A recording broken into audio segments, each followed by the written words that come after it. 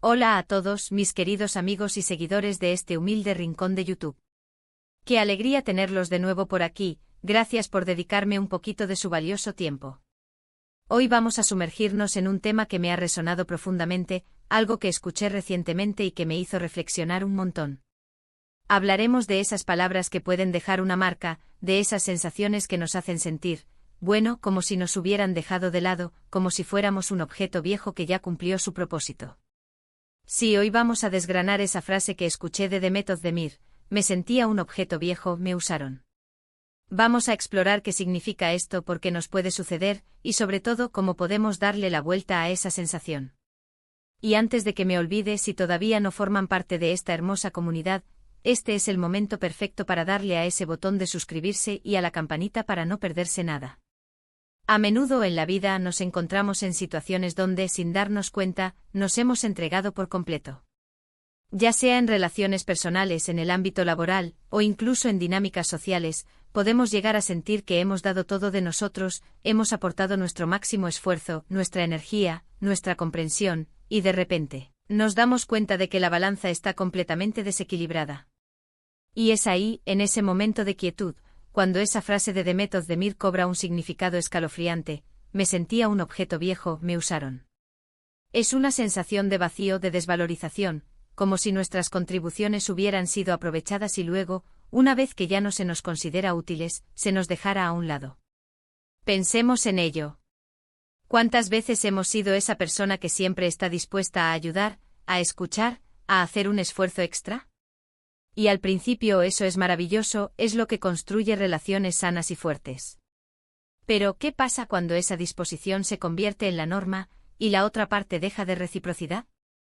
Empiezas a sentirte como una máquina expendedora de favores, que cuando se queda sin monedas, simplemente se ignora. Es como si nos hubieran dado una función, y una vez que cumplimos esa función, nos desechan. Y no me refiero solo a relaciones románticas, que son quizás el ejemplo más obvio, sino también a amistades, a compañeros de trabajo, incluso a dinámicas familiares. La frase "me usaron" es fuerte, lo sé. Implica una falta de respeto, una manipulación sutil o explícita. Nos hace sentir como si no tuviéramos agencia, como si nuestros sentimientos, nuestras necesidades y nuestro valor intrínseco hubieran sido ignorados por completo. Es como si, en lugar de ser vistos como personas complejas y valiosas, nos hubieran reducido a una herramienta. Y las herramientas, cuando se desgastan, se guardan o se tiran. La sensación de ser un objeto viejo subraya esa obsolescencia percibida. Ya no somos la novedad, ya no somos la solución inmediata, ya no servimos para el propósito que una vez tuvimos. *** Profundizando en la experiencia de ser un objeto viejo ***. Esta metáfora del objeto viejo es poderosa porque evoca imágenes concretas. Un objeto viejo ya no brilla como antes. Su propósito principal quizás ya no sea tan relevante. Ha acumulado marcas del tiempo, tal vez arañazos o abolladuras, que son testigos de su uso. Y en lugar de ser apreciado por su historia y por lo que ha aportado, corre el riesgo de ser reemplazado por algo más nuevo, más eficiente, más en boga. Trasladar esto a nuestras interacciones humanas es desgarrador. Significa sentir que hemos dado lo mejor de nosotros, hemos invertido tiempo, energía, emociones, quizás incluso sacrificios personales, y que todo ese caudal de recursos ha sido utilizado, exprimido, hasta que ya no hay nada más que ofrecer o peor aún, hasta que el otro ya no nos necesita para sus propios fines. Es una sensación de desconexión profunda. Como si la otra persona o las otras personas nunca nos hubieran visto verdaderamente. No vieron la persona detrás de las acciones, la complejidad de nuestras emociones, la profundidad de nuestras intenciones. Nos vieron como un medio para un fin. Quizás necesitaban apoyo emocional y nos usaron como un hombro donde llorar sin ofrecer consuelo a cambio. Quizás necesitaban ayuda práctica y nos utilizaron como mano de obra gratuita, sin reconocimiento ni gratitud. O tal vez, en un nivel más sutil, nos utilizaron para validar su propia autoestima, para sentirse mejor consigo mismos al tener a alguien a quien dominar o controlar. El término usaron implica una acción deliberada, o al menos una falta de consideración consciente. Sugiere que hubo una instrumentalización de nuestra buena voluntad, de nuestra generosidad, de nuestro afecto. Y cuando esta realización golpea, es como si se desmoronara una parte de nuestra percepción del mundo y de las personas que nos rodean. ¿Podemos confiar? ¿Fui ingenuo? ¿Soy tonto por haberlo permitido? Estas preguntas cargadas de autocrítica son comunes y dolorosas. Asterisco asterisco las raíces de la dinámica del uso asterisco asterisco. ¿Pero por qué caemos en estas dinámicas? A veces es por nuestro propio deseo de agradar, de ser aceptados, de evitar el conflicto.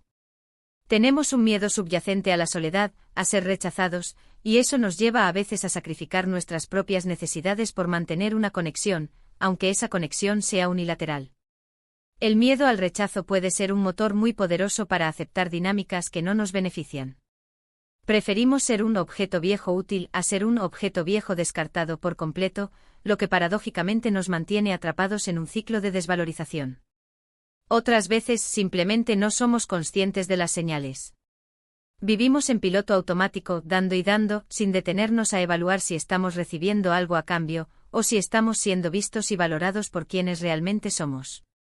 La rutina, la comodidad de las interacciones establecidas, o simplemente la falta de herramientas para detectar estas dinámicas, pueden hacernos ciegos a lo que está sucediendo. Es fácil decir, siempre lo he hecho así, sin cuestionar si ese así nos está haciendo daño. El perfeccionismo, la necesidad de ser siempre la persona fuerte, la que resuelve, la que no molesta, también puede jugar un papel. Si hemos construido una imagen de nosotros mismos como alguien invulnerable o siempre dispuesto, es difícil para los demás vernos necesitados de reciprocidad o permitirse a sí mismos cuidar de nosotros de la misma manera que nosotros cuidamos de ellos. Y nosotros mismos, al estar tan enfocados en dar, olvidamos que también somos merecedores de recibir. Además, la cultura y la educación a menudo nos inculcan la idea de que la generosidad y el sacrificio son virtudes supremas, sin especificar los límites saludables. Se nos enseña a dar sin esperar nada a cambio, lo cual, si bien tiene su mérito en ciertos contextos, puede ser desastroso cuando se lleva al extremo en relaciones interpersonales. El equilibrio es la clave. Asterisco asterisco el golpe emocional y la herida a la autoestima asterisco asterisco. Y cuando esa chispa de iluminación llega, esa cruda realidad de que me usaron, el golpe emocional puede ser devastador. Es una herida a la autoestima, una duda sobre nuestro propio juicio y nuestra capacidad para establecer límites saludables. Sentirse como un objeto viejo es como si el tiempo se hubiera burlado de nosotros, dejándonos con la sensación de que nuestro valor es efímero, sujeto a las necesidades o caprichos de los demás. Esta experiencia puede generar sentimientos de vergüenza, de ser tonto o débil. Puede llevarnos a cuestionar nuestra propia valía, a pensar que si hubiéramos sido mejores, más interesantes, o más útiles, no nos habrían tratado así. Es un círculo vicioso de autodevaluación. La rabia, la frustración y la tristeza también son emociones naturales y válidas ante esta situación. Sentirse traicionado, incluso de forma pasiva, duele. La desvalorización que sentimos no es un reflejo de nuestro verdadero valor, sino del comportamiento de la otra persona y de nuestra propia falta de límites. Sin embargo, en el momento del dolor, es difícil separar estas cosas. La experiencia de haber sido un objeto viejo nos puede hacer sentir invisibles, reemplazables, como si nuestra presencia o ausencia no marcara una diferencia significativa para los demás, a menos que seamos necesarios para alguna tarea. Asterisco asterisco la esperanza, transformando la experiencia en crecimiento asterisco asterisco. Ahora, la buena noticia, y siempre hay una buena noticia, es que esta sensación, aunque dolorosa, no tiene por qué ser permanente. De hecho, puede ser el catalizador para un cambio profundo y necesario. Es una llamada de atención para reevaluar nuestras relaciones, para aprender a identificar las señales de alerta, y sobre todo, para fortalecer nuestro propio sentido de valía. Asterisco asterisco paso 1, validar nuestros sentimientos asterisco asterisco. Lo primero que debemos hacer, ante esta realización, es validar nuestros sentimientos. No minimizar lo que hemos experimentado. Si te sentiste usado, si te sentiste como un objeto viejo, permítete sentir esa tristeza, esa decepción, esa rabia incluso. Negar esas emociones solo las hace más fuertes y más destructivas a largo plazo. Es importante decirnos a nosotros mismos, esto es real, me afectó, y está bien sentirme así. Esta validación interna es fundamental. Es un acto de autocompasión. Significa reconocer que hemos pasado por algo difícil y que nuestras reacciones emocionales son una respuesta natural a esa dificultad. No se trata de lamentarse eternamente, sino de permitirse sanar. Piensa en ello como limpiar una herida. Necesitas lavar la herida para que sane correctamente. Ignorar el dolor es como dejar la herida sucia y expuesta. Paso 2. Introspección y aprendizaje ***. Después de validar, viene la introspección. ¿Qué señales pude haber pasado por alto?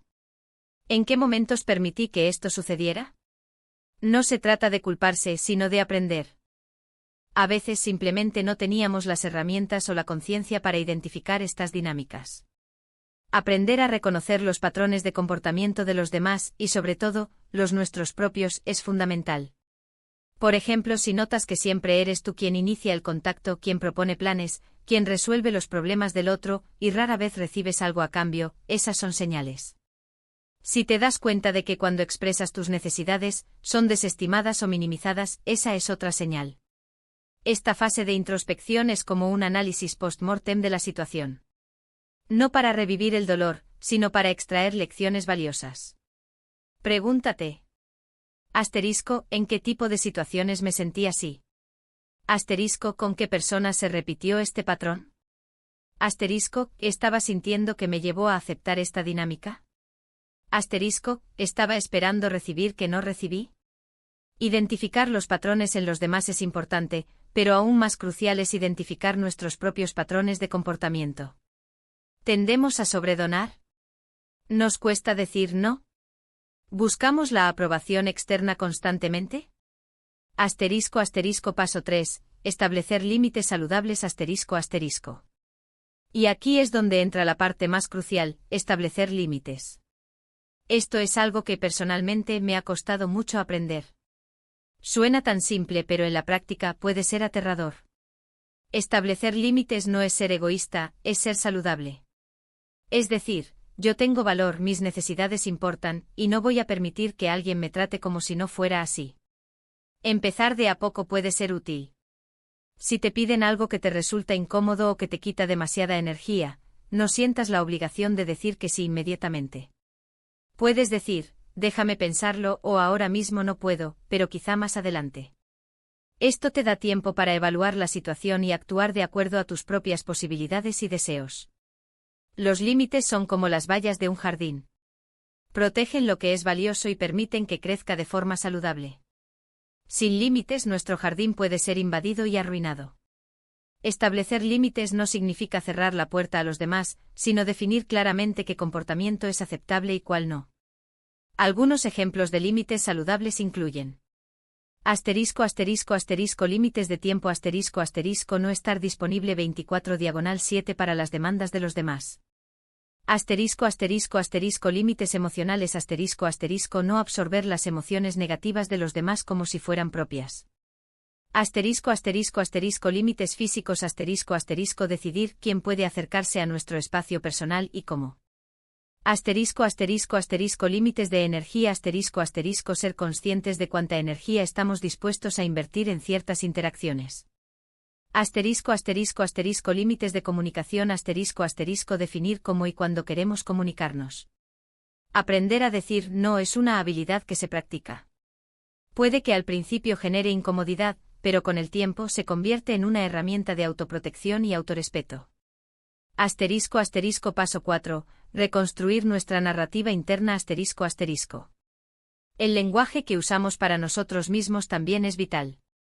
Si te sientes como un objeto viejo, empieza a recordarte que eres un ser humano vibrante con pensamientos, sentimientos, pasiones y un valor infinito. En lugar de pensar, soy un objeto viejo, prueba con, he aprendido de esta experiencia y ahora sé cómo protegerme mejor. En lugar de me usaron, puedes pensar, decidí dar mucho, y ahora estoy aprendiendo a equilibrar mi dar y recibir. Este cambio en el discurso interno es crucial para desmantelar la narrativa de la desvalorización.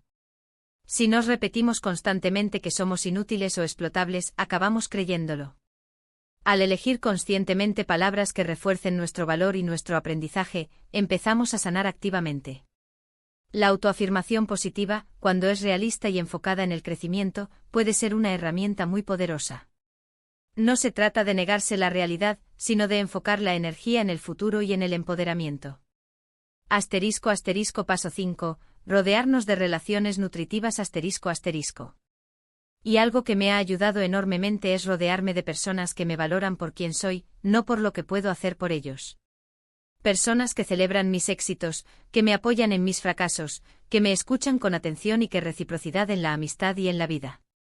Estas son las relaciones que nos nutren, que nos hacen sentir vistos y apreciados, y que nos recuerdan nuestro verdadero valor, independientemente de si hemos cumplido un propósito específico para alguien más. Busca activamente relaciones donde la reciprocidad sea la norma, no la excepción. Donde haya un equilibrio entre dar y recibir. Donde te sientas libre de ser tú mismo con tus fortalezas y tus vulnerabilidades. Estas relaciones son el antídoto contra la sensación de ser un objeto desechable. Son un recordatorio constante de que somos dignos de amor, respeto y aprecio por el simple hecho de existir. La calidad de nuestras relaciones tiene un impacto directo en nuestra salud mental y emocional. Invertir tiempo y energía en cultivar conexiones auténticas y recíprocas es una de las mejores inversiones que podemos hacer en nosotros mismos. La resiliencia como herramienta de transformación. Recuerden que la resiliencia no es solo superar las adversidades, sino también aprender de ellas y salir fortalecidos.